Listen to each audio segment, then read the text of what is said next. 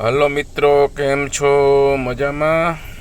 જય દ્વારકાધીશ, જય મુરલીધર. મિત્રો કેમ છો? જો અત્યારે આપણે એક મુલાકાત માટે આવ્યા છીએ. તમને આજે એક સરસ મજાનું જાનવર બતાવું. પ્યોર જાફરાબાદી ભેંસ છે, બફેલો.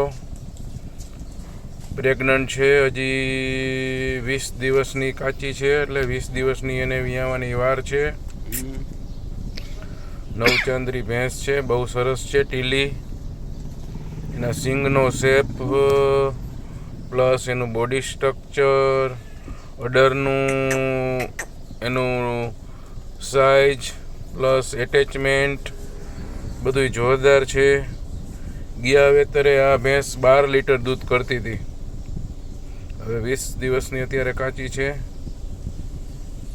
જોઈ શકો છો તમે, ભેંસ બહુ માપમાં છે, બહુ સારી છે. આવી ભેંસો, સરખી ભેંસ બહુ ઓછી જોવા મળતી હોય છે.